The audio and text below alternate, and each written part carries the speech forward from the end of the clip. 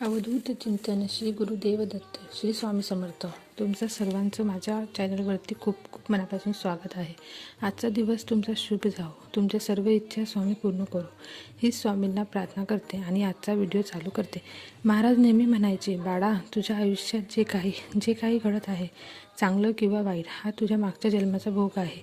आपण स्वामी सेवेत आहोत. स्वामी आपले असे गुरु आहे जे आपल्या भक्तांचं कधीही वाईट करत नाही. तुमच्या कर्माचे भोग तुम्हाला भोगावेच लागतात.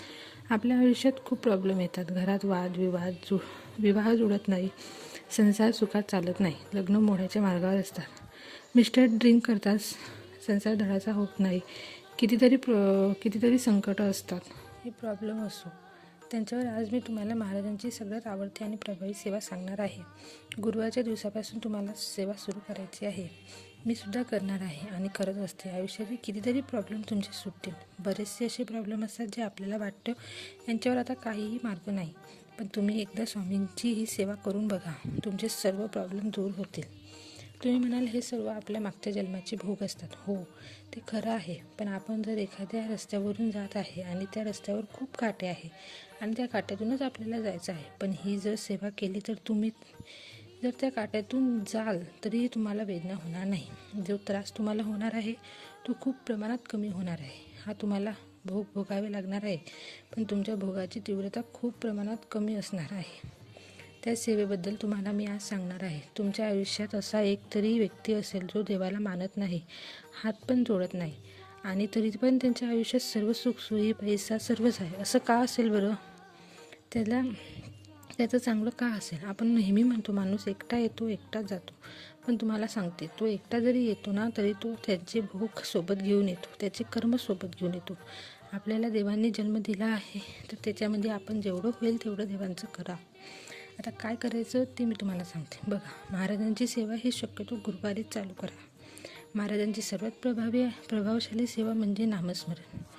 गुरुवारच्या दिवशी सकाळी लवकर उठून फ्रेश होऊन तुमच्या घरात महाराजांचा फोटो असो नसला तरी चालेल, माळ असो नसली तरी चालेल, 15-20 मिनटं कोणाशी बोलू नका. दिवसभरातून कधीसुद्धा करा, पण शक्यतो 12 ते 12:30 नका करू.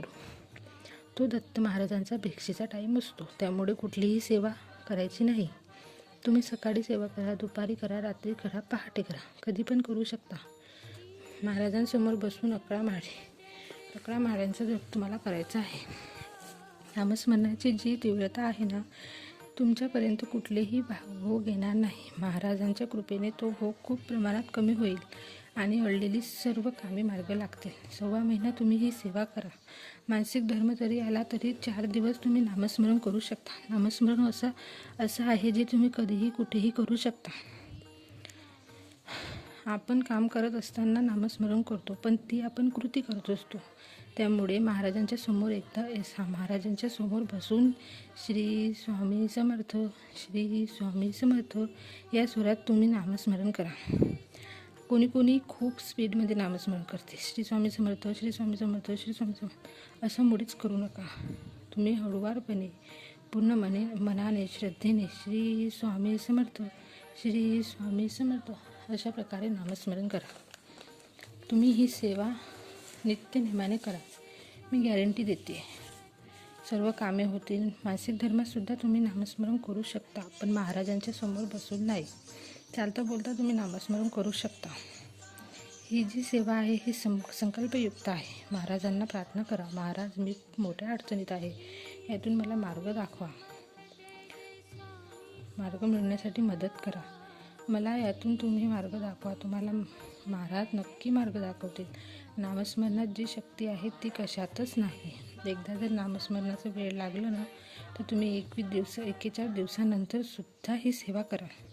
24 तास असले तर तुम्ही 15 मिनटं जरी महाराजांना दिली ना, तर बघा, तुम्ही स्वतः त्यांच्यात मग्न होणार. महाराजांना तुमच्याकडून काहीच नको. त्यांच्याकडं अख्खं ब्रह्मांड आहे.